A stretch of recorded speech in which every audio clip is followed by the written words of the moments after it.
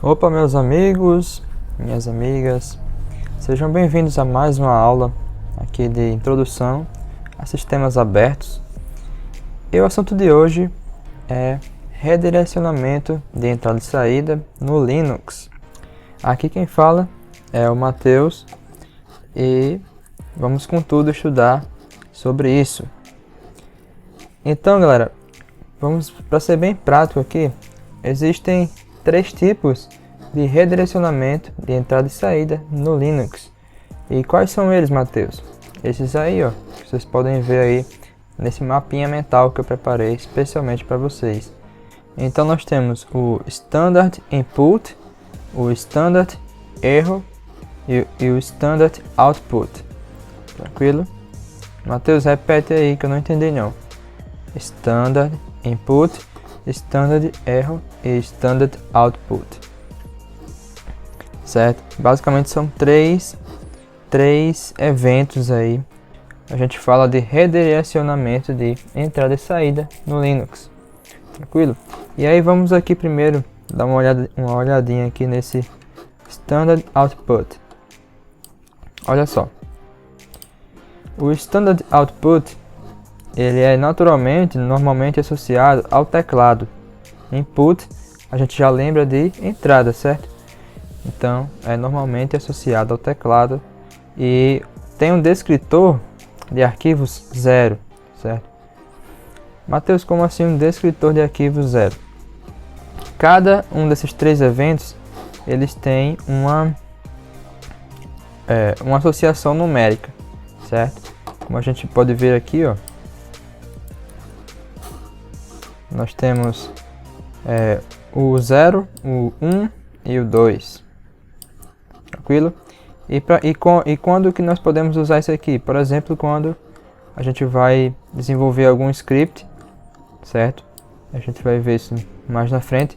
Mas quando a gente tem algum script, e quando nós vamos fazer uso disso? Principalmente quando a gente vai desenvolver algum script e quer trabalhar com a entrada, a saída ou mensagens de erro, certo? Fazendo a manipulação dessas mensagens dentro do próprio script. Matheus, eu não estou entendendo bem. Olha só, vou explicar com mais calma para vocês. Vamos aprender juntos aqui. Então, lembrando que input, eu devo sempre lembrar de entrada de dados, entrada de informação. Então, quando a gente, por exemplo, digita algum comando no terminal, a gente está dando uma entrada, certo? Por exemplo, quando eu dou um ls no terminal, eu estou dando uma entrada, certo? E a saída desse comando já vai ser enquadrada aí no Standard Output, certo? A entrada foi o próprio comando ls e a saída está ligada ao Standard Output, que é o que o terminal vai imprimir como saída, como retorno para mim, certo? Administrador, usuário do Linux. Então, quando eu aplico um comando, eu estou usando o valor 0, certo? O valor 0. Estou inserindo uma informação. Poderia ser, por exemplo, o comando de instalação do Linux, o próprio apt, certo? Apt install ou qualquer outro comando. Então, quando eu digito um comando para entrar informação, eu estou usando o Standard Input e, consequentemente, estou usando também esse valor aqui, o 0, certo? Essa associação numérica, o 0. E aí, pegando o exemplo do ls, que é um exemplo bem básico que a gente aprendeu já desde a primeira aula, quando eu aplico o comando ls, a saída desse comando, o que vai ser impresso no terminal, certo? A listagem lá dos diretórios, ela está totalmente ligada ao Standard Output, certo? Ao Standard Output, ou seja, a saída padrão, aquilo que vai ser exibido para mim no terminal, tranquilo? E automaticamente associada ao número 1. Olha aqui. Normalmente associada a vídeo, certo? Porque eu estou tendo um feedback visual, é o que vai aparecer para mim no terminal, e descrito como arquivo 1, certo? Essa associação numérica passa a ser o 1. Tranquilidade? E aí imagina que eu dou um comando, por exemplo, a gente viu que existem alguns comandos que não podem ser executados sem a permissão de superusuário, correto? Sim ou não? Correto. Então, se por acaso eu aplico um comando que não tem permissão, ou no diretório que eu não tenho a permissão de modificar, ele vai me retornar um erro. O próprio terminal vai me retornar um erro, certo? Vai me direcionar um erro. Esse erro está associado ao standard error, certo? Também associado a essa representação numérica de número 2 e também está associado a vídeo. Tranquilo? Deu para entender isso aí? Sim ou não? E aí, galera, para ficar mais fácil de lembrar, em algumas literaturas, por exemplo, a gente não vai ver essa palavra grande aqui, esse palavrão, standard output, por exemplo. A gente vai ver S, no caso do output, né? O std out, que é a representação do standard output. Nós temos também o std in, que é a representação do standard input, e o std erro, que é a representação do standard erro. Tudo bem? E sabendo disso, a gente também pode usar esse redirecionamento tanto para um arquivo, certo, a fim de registrar arquivos de log, como eu posso redirecionar para a própria saída padrão, como o standard output, e visualizar essa mensagem, essa saída no próprio terminal. É muito comum, por exemplo, a gente pegar esse standard de erro e criar a saída padrão, certo? A saída de erro, registrando em arquivos de log. Existem até ferramentas que fazem isso de forma automática, beleza? E vamos fazer aqui alguns exemplozinhos na prática para ficar mais consolidado isso. Eu tenho aqui mais uma vez um containerzinho Debian, tranquilo, que a gente já vem usando nas aulas. E a gente pode dar aqui um ls, certo? Um ls-la, por exemplo. A gente vai ter aqui toda essa saída aqui, certo? E vamos supor que eu queira redirecionar essa saída para um arquivo de texto, por exemplo, um arquivo txt. Então, simplesmente eu digito ls-la, esse símbolozinho aqui, ó, esse símbolozinho de maior que, tranquilidade.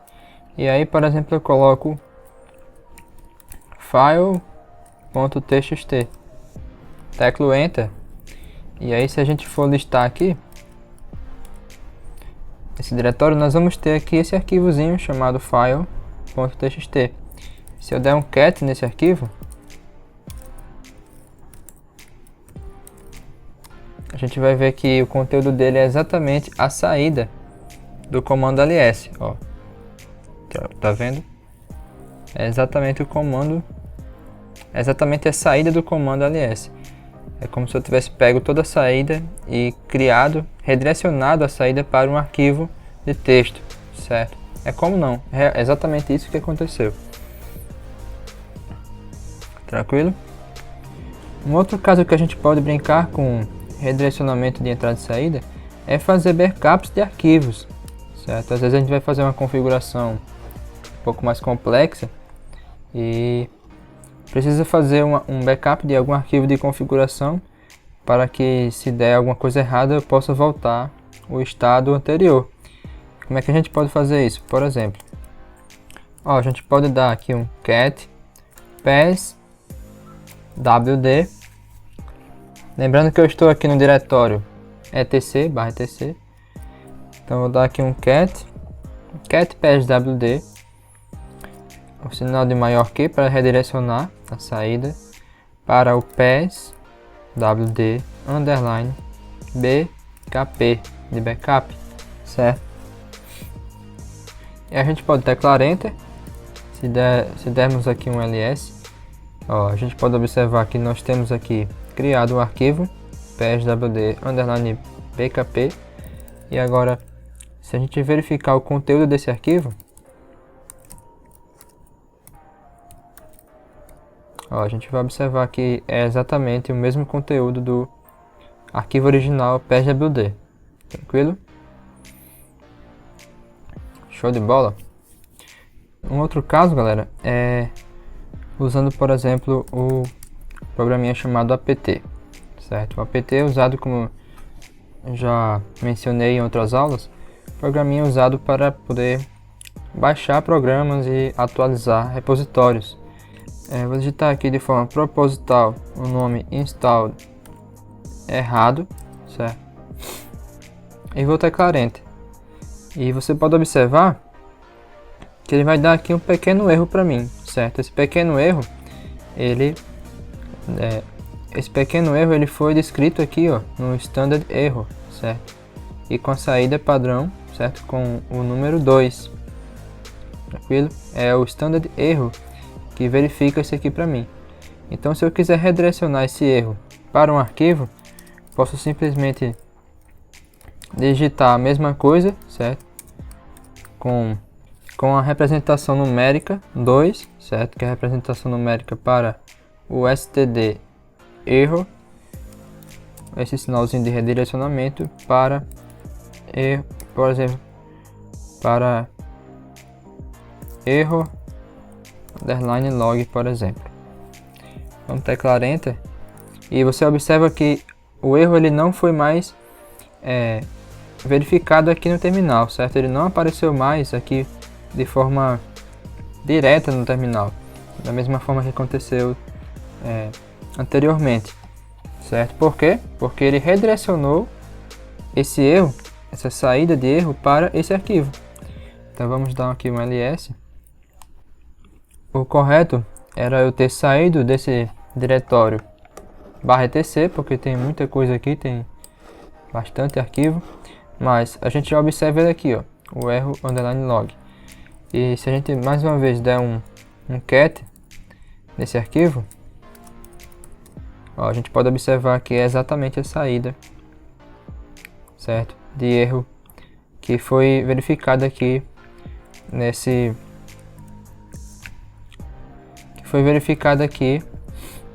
de forma proposital, que a gente acabou ocasionando de forma proposital. Tranquilo?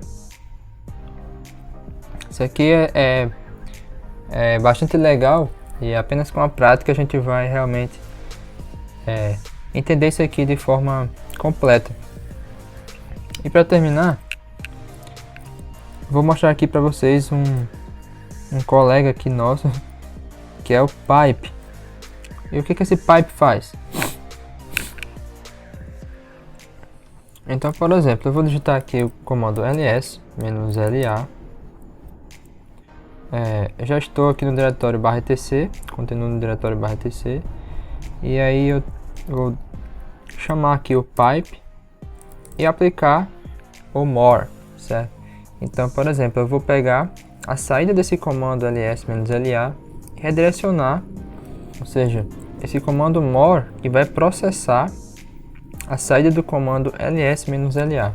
Vamos ver na prática? Ó, teclei Enter e você observa que ele fica aqui de forma dinâmica, certo? Ele vai apresentar todo o conteúdo do diretório /etc, mas de forma dinâmica, não vai imprimir diretamente no terminal a saída. Então, por exemplo, eu vou poder aqui ir teclando barra de espaço, backspace, e verificar a saída do comando de forma dinâmica. Tranquilo? É bem que é quase que uma paginação. Por exemplo, a gente poderia também usar ao invés do more, usar o less, que ele também vai fazer um efeito bem parecido de paginação. Tudo bem? Então essa foi a aula de hoje. Espero que vocês tenham compreendido. Qualquer coisa pode deixar nos comentários ou me enviar alguma mensagem. E eu te vejo na próxima aula. Valeu!